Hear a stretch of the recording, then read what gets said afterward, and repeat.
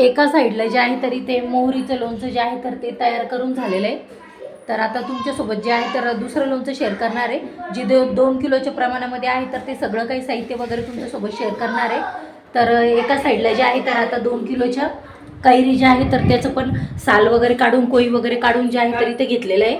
आणि त्याचं पण जे मिश्रण आहे तर ते पूर्ण रेडी झालेलं आहे. तर ते पण कसं करायचं तर ते बघूया. तिळाचं लोणचं बनवतोय आपण. हे अगदी साधे आणि गावरान पद्धतीचं लोणचं जे आहे तर ते बनवणार आहे आपण. तर चला बघूया कशा पद्धतीने बनवतो. तर आपण जे तिळाचं लोणचं बनवणार आहे तर त्याच्यासाठी इथे पावशेर तीळ घेतलेले आहे आणि त्याला जे आहे तर आता कढईमध्ये भाजून घ्यायचे.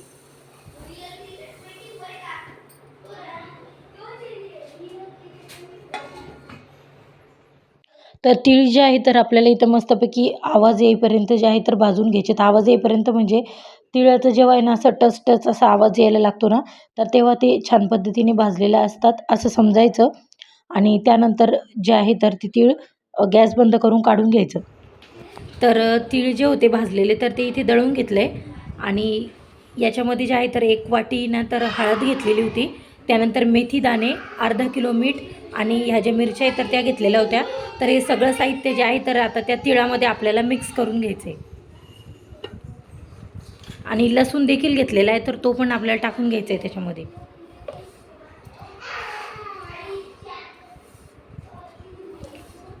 एकदा डबल फिरवून घ्यायला पडतं.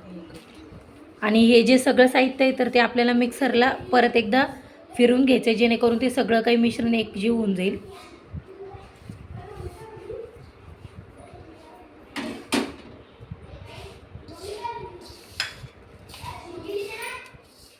तर आपण जे सगळं मिश्रण काढलेलं होतं तिळाचं ते तुम्हाला मी दाखवलेलंच होतं. तर त्यामध्ये जे आहे तर कैऱ्या टाकून घेतलेल्या आहेत आजीने.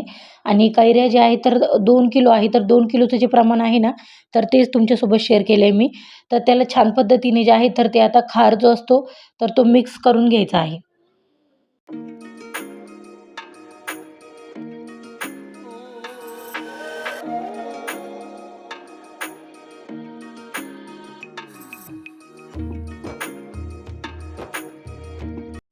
आणि त्यानंतर त्याच्यामध्ये मी जे आहे तर लसूण पाकळ्या आणि थोड्याशा ज्या लाल मिरच्या होत्या तर त्या वरून टाकलेल्या आहेत. आणि त्या सगळ्या मिरच्या ज्या आहेत तर मिक्स करून घ्यायच्या आहेत. तर लाल मिरच्यांनी आणि लसणाने ना तर ह्या लोणच्याला खूप छान टेस्ट येते. आपल्याला जर पाहिजे असेल तर तिळासोबत आपण जे आहे तर थोडंसं कराळं देखील टाकू शकतो. आणि शेवटी जे आहे तर इथे मेथीचे जे दाणे आहेत ना तर ते देखील टाकून घेतले. आणि याला बिलकुल तेल वापरायची आपल्याला आवश्यकता नसते. ह्या लोणच्यासाठी तेल लागत नाही. आपण जे तीळ असतात ना तर तिळालाच आहे ना तर खूप छान असं तेल सुटतं. तर त्यासाठी जे आहे तर हे लोणचं आपल्याला बिना तेलाचं बनवायचं असतं. आणि बिना तेलाचं लोणचं जास्त दिवस टिकतं पण आणि खराब देखील होत नाही. तर आजीने जे आहे तर हे सगळं लोणचं एका काचेच्या बरणीमध्ये जे आहे तर व्यवस्थित भरून घेतलेलं आहे.